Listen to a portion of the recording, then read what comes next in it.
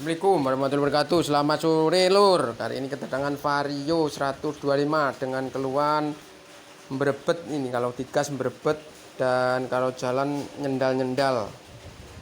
Nah, ini indikasi di throttle body lur. Nah, ini kita akan lakukan pembongkaran sekaligus pembersihan throttle body. Langsung saja kita bongkar lur. Ya, yang pertama kita lakukan adalah mengendorkan skru ataupun skrup selang filter udara. Nah, ini sudah kendor. Kemudian kita lepaskan soket solenoid dan soket TPS-nya. Nah, setelah itu kita lepaskan selang bensinnya lur. Nah, untuk yang ini modelnya adalah Vario 125 yang 2019 yang terbaru. Ini modelnya adalah klip. Caranya adalah kita tarik klipnya ke atas ini. Nah, setelah itu kita tarik selangnya. Nah, gini lur. Nah, udah terlepas. Nah, setelah itu baru kita kendorkan ini murnya pakai kunci pas 12, jangan lupa. Nah, setelah kendor kita putar. Nah, kemudian kita lepaskan.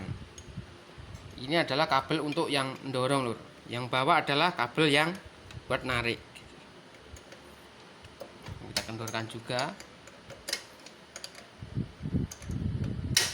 Nah, ini kita kendorkan.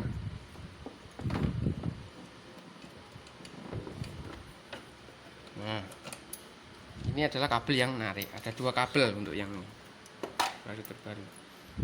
Kemudian kita lepaskan juga untuk soket injektornya loh. Nah, setelah itu kita kendorkan baut inlet pipe-nya ataupun baut inletnya ada 2 pakai T10. Nah, kendorkan.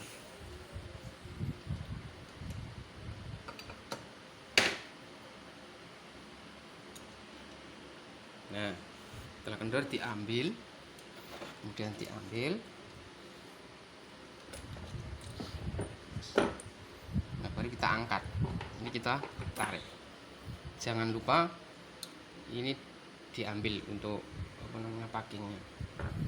Kemudian ambil lap atau majun yang bersih. Jangan lupa ini kita tutup saluran inletnya di silinder headnya, saluran masuknya. Tujuannya adalah supaya nggak ada barang-barang atau benda-benda asing yang masuk ke sini. Karena kalau ada benda asing ataupun barang-barang yang masuk ke sini, akibatnya fatal, akan ganjil klep. Efeknya adalah mesinnya akan mati.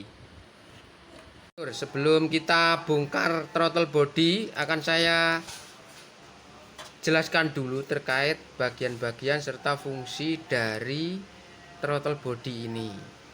Dari depan ya lur. Yang pertama adalah ini adalah skrup udara atau bahasa ininya air screw. Fungsinya adalah untuk menyetel ataupun mengatur jumlah udara yang masuk pada saat kondisi langsam lur. Jadi ini yang ngatur udara pada saat kondisi langsam. Jadi semakin ke kanan, ini kalau kita putar ke kanan, ini jumlah udara yang masuk semakin kecil. Kalau kita putar ke kiri, ini jumlah udara yang masuk akan semakin besar. Kemudian ini adalah solenoid. Nah, fungsinya adalah sebagai cuk otomatis ataupun untuk meninggikan putaran mesin pada saat kondisi dingin lur. Ya, ini untuk meninggikan putaran pada saat dingin. Kemudian ini adalah TPS atau throttle position sensor. Nah, fungsinya adalah memberikan sinyal ke ECM terkait sesuai dengan pembukaan gas ini lur. Nah, ini. Jadi pada saat gas ini dibuka, otomatis throttle position ini ataupun TPS ini akan mengirimkan sinyal ke ECM terkait jumlah bahan bakar yang disemprotkan ataupun timing ataupun saat bahan bakar itu yang akan disemprotkan oleh ini lur. Ya, jadi pada saat Setelah sinyal itu dikirim ke ECM, maka ECM akan memerintahkan ke injektor ini untuk menyemprotkan bahan bakar. Sedangkan bahan bakarnya ini adalah dari pompa bahan bakar lur. Nah, ini adalah injektor namanya. Bentuknya seperti itu. Nah, ini kondisinya adalah itu udah kotor, tumpukan kotor sangat banyak sekali. Biasanya throttle body ini jika kilometernya tinggi, dia akan terjadi tumpukan kotoran-kotoran di ataupun jelaga di sekitar ini area injektor ini ataupun di throttle bodinya. Makanya coba kita buka lur.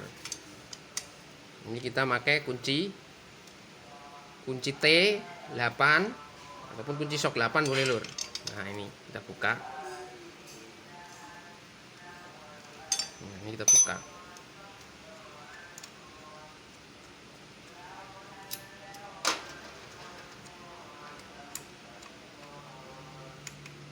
Nah, di sini ada biasanya kalau kilometer tinggi di sini ini ada tumpukan-tumpukan kerak lur, kerak ataupun kotoran-kotoran yang ada di throttle body. Nah, ini yang mengakibatkan berben ataupun tarikannya menjadi nyendat-nyendat.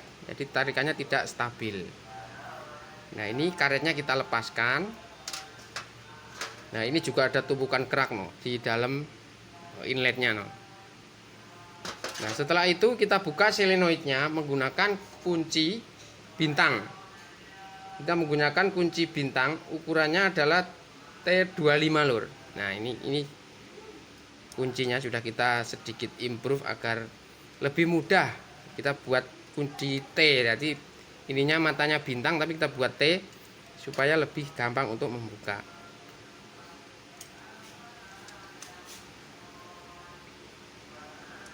Nah, kita lepaskan. Nah, kita bongkar untuk solenoidnya. Nah, solenoidnya ini isinya adalah katup yang berupa karet. Ini karet, kemudian ada pernya. Nah, ini adalah magnet. Ini ada medan magnetnya. Nah, medan magnet. Nah, ini terhubung dengan ECM lur. Nah, jadi ini akan maju mundur. Nah, ini untuk ngatur dari jumlah udara tadi yang pada saat kondisi dingin tadi. Proses pengecukannya dari sini. Jadi ini katup ini akan ketemu dengan yang ini. Nah, ini kita bersihkan juga. Nah, setelah itu kita bongkar juga untuk TPS-nya. TPS-nya kita bongkar. Nah, ini kita bantu dengan sedikit kita tongkel dengan menggunakan obeng min. Jadi sini kita tekan gini. Nah, ini isinya seperti ini. Nah, ini ketemu dengan as yang ada di tuas gas ini atau katup kupu-kupunya. Nah, seperti ini. Nah, seperti ini.